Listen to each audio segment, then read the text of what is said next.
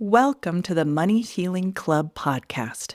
I'm your host, Rachel Duncan. I'm a financial therapist and art therapist, and you've come to the softest place to land in personal finance. This podcast is for education and entertainment purposes only. For help with your particular situation, please seek help from a licensed professional in mental health, taxes, and finance. Here we talk about all the things we don't usually say when we talk about money. Let's begin. All right, today's episode, we are going to explore how different cultures impact how we look at money, maybe. And the expert guest I have for you, I'm so delighted to introduce my husband, Alex. And the reason I'm bringing him in is not only because he's been a major part of my money story and my money growth, but he is from the country of Ukraine. And I think talking about some of these similarities and differences about how we grew up with money and how we approach money in our marriage might be useful for some listeners. So welcome to the podcast, Alex. Thank you. Good to be here. I want to ask you something that I often ask my clients, which is just tell me an early money memory. Okay, I do have memories of using money as a kid. When I grew up, it was considered okay to send kids, to walk, to buy some things in the grocery store. And usually it's like, little money, like change stuff, but you were trusted with it. Like I would go to get some, get some milk or get some fruits and stuff like that, especially if it's like an unplanned, kind of like a short, quick thing to do. I also remember that money is considered scarce. I was born in USSR, but Ukraine became independent when I was 10 years old. So even in that time, people did not make a lot of money, and every single equivalent of cent counted. So everyone had this mindset like money is scarce. We have to be saving it. We have to be spending wisely and not be frivolous with our expenses and only do necessary things.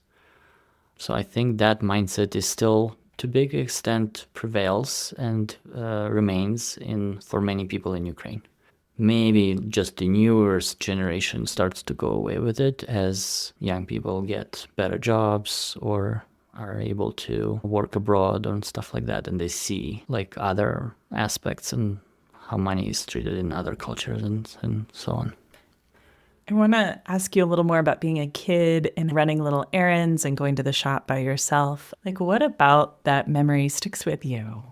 It was a responsibility. I think it was like a thing a kid would be proud of doing, because you get to be almost like a grown-up for these errands. And yeah, like it was a glimpse of independence you could get as an adult. And I think sometimes I was given a choice, like, okay, if you have change, you can buy whatever you like. And then, I would go and look for some things which I wanted as a kid and I would buy. Did you have an allowance? Did you have your own money to spend? I did not have an allowance, but I think from things like that, I would get some money to spend. Or like maybe for birthday presents, like sometimes you would get money from your grandma or something like that. One thing I've learned about you and Ukrainian culture, it's big on cash gifts, even like adult to adult, in a way that felt a little different for me growing up in the States. I mean, yes, there was, pretty common for maybe like grandparents to give money, but something I've learned about you is sort of how open it is to give cash to each other. I haven't thought about it that much. I mean, we still have the same concept that a thoughtful gift is, appreciated, and it's a sign that you actually thought about it and you know that person very well, or you studied what they like. So it's sort of a sign of a good friendship if you're able to do like an insightful, useful, nice gift. Yeah, I guess cash gifts are fine too, because oftentimes you don't know. And I think maybe the other part of it is, at least in my childhood, there was no culture of returning stuff if it's not something you wanted to buy. True. So it would be hard to return. So therefore, it's much safer to just give a person a cash present instead of buying something they don't like and they cannot return. It's true. I've learned the hard way on several of our trips to Ukraine that returning something, it's still really not done. It's very interesting. It's just a different system, different business practices. Yeah, it sort of fosters that sense of commitment. You got to commit. Like if you're buying it, you're buying it. Right. Like there's no backseas. So interesting. And I think the economy in Ukraine has changed a lot. Like the availability of credit and debt is different than when you were growing up. Yes, although I would say debt is still considered like a very undesirable thing. Like it's a maybe a necessary evil, like if we're talking about like mortgages or car purchases and stuff like that. I just had another thought is like looking back, although maybe I did it at the time too. Like if we're talking about other memories, is even in that environment of scarcity, I do appreciate like how my parents managed to get me some expensive toys or things like a calculator or a computer or like some expensive toy set. And well, granted, I'm the only son, but still, like I think it was pretty admirable that they managed to do this and sort of invested. I guess in their mind, it was like investing in me, in my growth or whatever. And I think it was a good example. Like even if you have a scarcity, you could sort of manage by reallocating things. You could still make it work if you really value something. And even in like a multi-generational way, giving kids like your early experiences with computers set you up for a career with computers. I mean, little did they know, Yeah. right? And I think that's another thing you and I really align on because my parents also sacrificed a lot for my education, and we do that for our kids. It's something we really believe in is our kids' experiences and our kids' learning. So we put a lot of resources towards that, and we feel like very much aligned on that. Yeah, I think I don't know, I feel like it's a very good attitude to have. Like education is sort of almost unrestricted. Like if it's something which related to learning something new, then it's worth spending money on. I mean, again, it should be valuable. It shouldn't be expensive or overpriced or whatever, but I think it's a good sort of attitude to have through generations. Have you been in the States like 18 years? I was actually trying to count it out. How long have you been here? Since 2006. Since 2006. So yeah, 18 years. What other, would you say, cultural differences in attitudes toward money? I mean, you mentioned debt. Definitely some different attitudes about like debt tolerance. Any other money practices that you've noticed that are different? Well, I think it all stems from debt still. Like as a result of debt, for example, I think credit cards are used very early. Most of the cards people... In Ukraine. In Yeah. Ukraine. Mm-hmm. Like most of the accounts people have are like what we would call a debit account or checking maybe, but they don't use checks either. So I guess debit is closer. In fact, last time I opened the card there, I was a little surprised because if you went into negative balance, it would start charging you credit card like interest for it. Mm-hmm. So it was the single card, but when it showed that this is the money you can spend, it actually included the credit balance on top of the money you actually put in, which was kind of, it actually confused me at some point. So I spent more than I had. Like a overdraft protection that is like credit. Yeah. Yeah. Yeah. What about attitudes towards making money? I think for most of the people, making money in Ukraine is still hard. Like it's a lot of work. The income levels are lower. Therefore, money is valued more. There's still disparity of incomes, like, you know, some modern professions may make almost Western kind of like salaries, but regular jobs would still make like hundreds of dollars per month, like as a salary. And therefore, I think people still respect that the money needs to be earned and it's not something to treat freely or spend, like, you know, you don't frivolously spend it or whatever. And I think there's also a little bit of that sort of leftover cynical attitudes from communist times that if somebody does have money, they probably are doing something either illegal or unfair, or they're part of the corruption. So it's almost like it's a good chance that if a person is rich, they probably did something bad. It's almost like you can be judged just by being rich. And, it probably has a lot of historical truth to that. Yeah. So it's almost like a stereotype which was reinforced by the actual history of the events. So it's sort of maybe starting to break away from it. And again, my knowledge of what Ukrainian culture is has diverged since I've been here, so I don't know exactly what it's like. But at least with my parents, it was definitely something very questionable because they had to work hard. Everyone who had a lot of money seemingly to do less, it almost like, well, how did they cheat? What did they do differently? Right.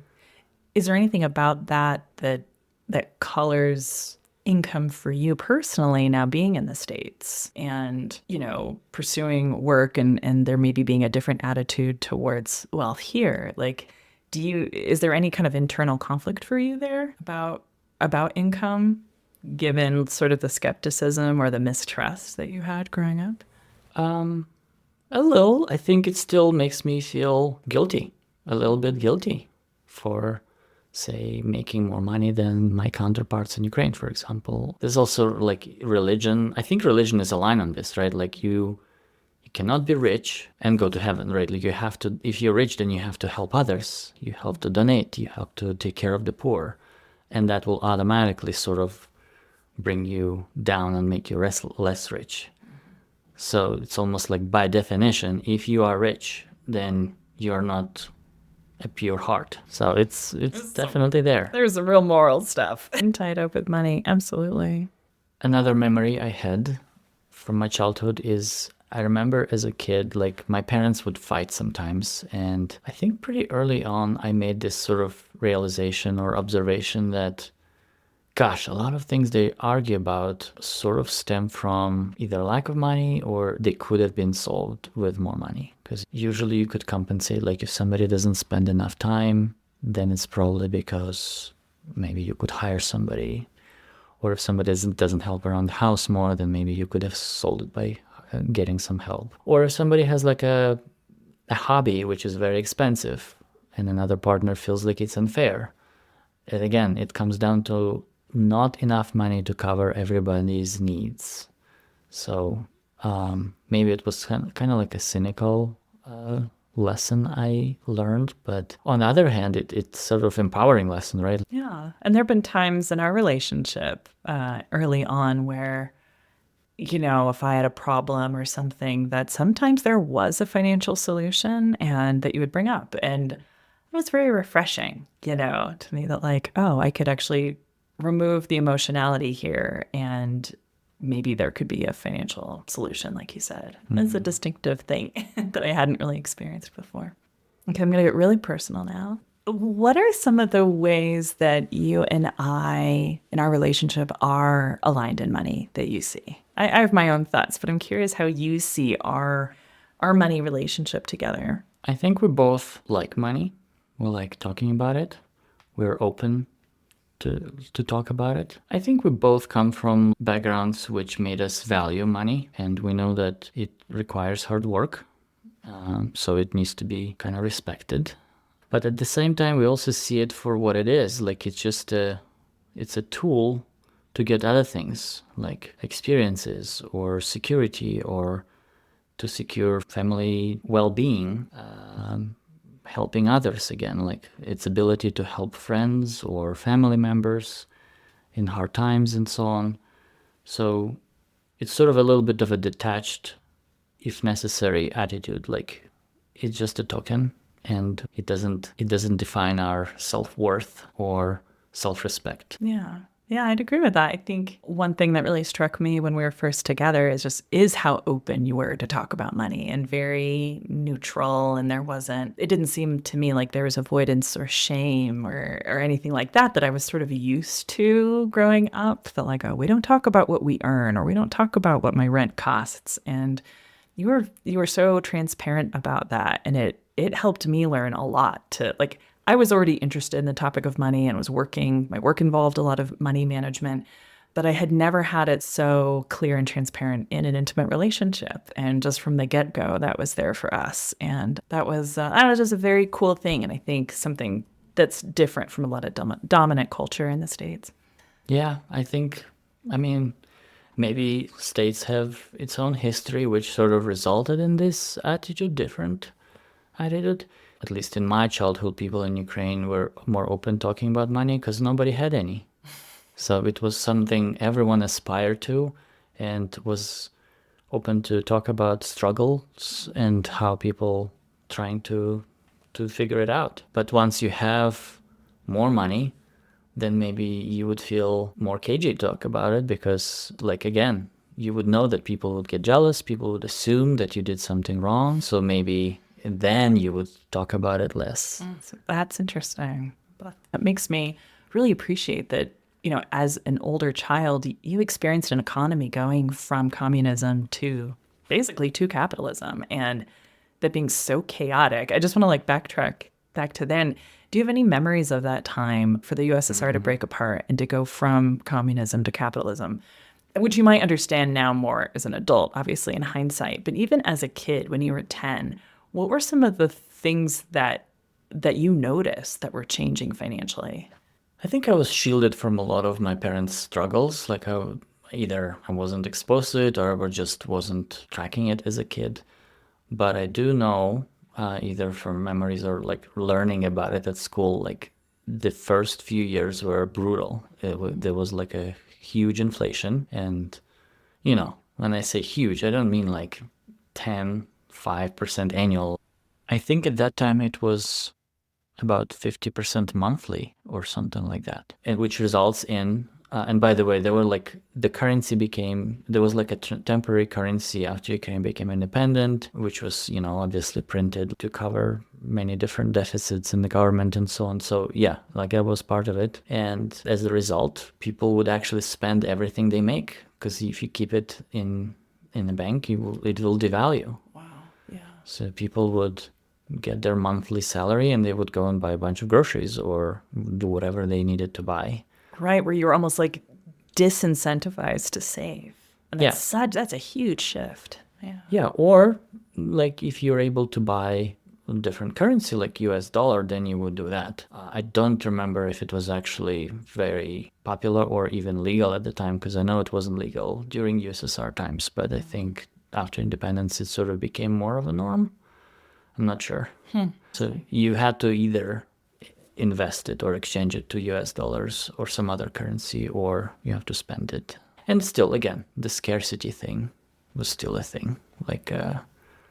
It was still not enough. That's really scary. Because of inflation. Yeah. So, okay, now an even more tender topic or question for you is, in what ways do you think our different cultural backgrounds play out financially, that where do our differences still lie when it comes to money, just between you and me?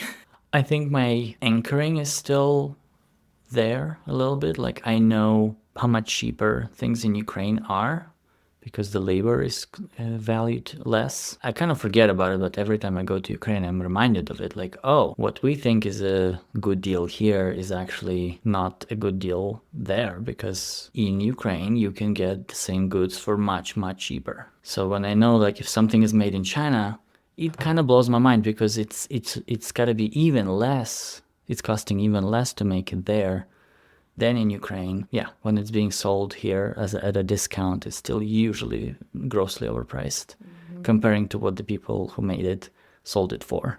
Definitely. So I'm kind of more cynical about the prices here. And you will work a lot harder to find something at a lower price than I will. I don't have patience for that. I'm a little more of an impatient buyer, and you have a lot more patience to, look for something that's even marginally. Yeah, but I don't know. I feel like it's more of a sport for me than anything else. It's definitely not a rational thing. It's more a matter of principle or just for fun of it. Okay, well, one of the topics, the conversation we had recently that made me want to bring you on to the podcast is we had a very funny disagreement about a certain word. And we were talking about something we needed to buy. And you were talking about, oh, well, I found it cheaper at blah, blah, blah. And we were going back and forth. And I said, oh, yeah, so it's less expensive there, but it's more expensive here. And I didn't realize I was rephrasing the word. Basically, I never say the word cheap. I translate it to less expensive. And you stopped the conversation because it was bothering you so much. And we had a really good conversation after that about the things we associate with those words. And yeah, it's a language difference, but I think it's also really interesting. So what does the word cheap mean to you? Well, I know the differences like in terms of cheap as a person or cheap as a thing. And I think I have no problem with things being cheap, because then it means it's a good value. It means it's priced maybe even below its cost or at the cost or slightly above the cost, but it's a good deal. I think it's in that sense it's equivalent to less expensive, but expensive sort of already means it's above the fair value. Right, it's expensive. So less expensive still means it's above its fair value. Oh, that's so interesting, right? Because I do translate a thing can be cheap just as a person can be, and cheap often means low quality.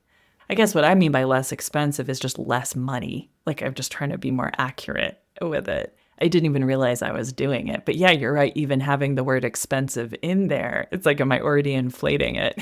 I don't always go for the lowest price because, as my dad used to say, he has this like proverb that a stingy person pays twice, or maybe you could say a cheap person pays twice, meaning if you buy the cheapest thing, it will probably break and you'll have to buy another one. So you'll have to buy it twice instead of once. That is true. You research things not only to get the best price, but to get the best value. That is actually what you're looking for. Yeah. And you do tend to do that. Yeah. And now, actually, like, since we watched that movie By Now, about like this whole problem with how unsustainable the utilization of stuff is, and it made me kind of revisit it a little bit, like to put a little more value on longevity of things and like sustainability. Yeah. But then we know that there's this planned obsolescence. And that documentary, it's By Now on Netflix, really gets into that and really kind of pulls the curtain back on how tech companies do planned obsolescence. Yeah. And I mean, there are companies who would sell you something like, say, a vacuum for $2,000, and they call it like a buy it for life, right?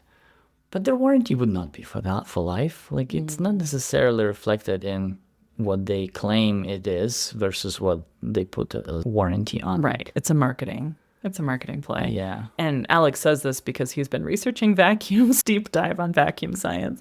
So, okay, I have a last question, another question I often ask my clients, which is imagine your money as a creature. And go with your first instinct. What is your money as a creature? This one's hard because I don't know have not been exposed to many animals, but I would say it does feel like a little bit like a cat in the sense that I have very little control over it. Like sometimes I feel like it just has a mind of its own and it will come when it wants to and it will leave, and it doesn't have any sort of emotional attachment. Like it doesn't owe you anything.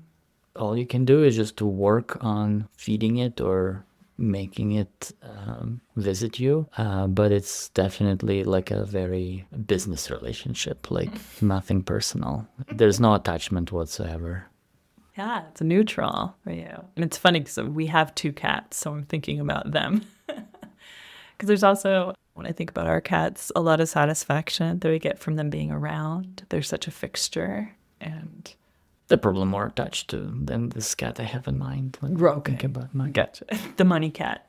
If there's something that, if you could go back in time and tell your 10-year-old self just about money and about being an adult, what would you let him know? I think I would tell myself to be less risk averse and learn to take more risk. My sort of weaker point is because of this environment maybe of scarcity, like both my parents, my family, I would say, not just my parents, like, and I are pretty risk averse. And I think that sort of limits our opportunities we take. Well, you're not completely risk averse. You did immigrate to the United States in your 20s. That was a big risk. In a very safe environment and safe way. You had a job lined up here. Yes. But still, So, took a risk on me. Maybe the riskiest thing you've done. no. No, oh my God, that's the nicest thing. I just want to acknowledge, as we're talking about Ukraine and what's going on there right now, going through another economically tough time with the war. And we do a lot to support Ukrainians. We've got some direct ties to support the Ukrainian army, and that's something we value a lot, and just trying to help your country through such a tough time. Yeah, and I appreciate if any of our listeners try to support it. I really appreciate it too. Our friends who are from Ukraine but live in Denver have started a nonprofit where they support the Ukrainians in their war effort. And we encourage everyone to contribute to the Ukraine Aid Fund. And I will link to it in the show notes. Appreciate it. Thank you for coming on the show. Thank you for inviting. It's good to be here.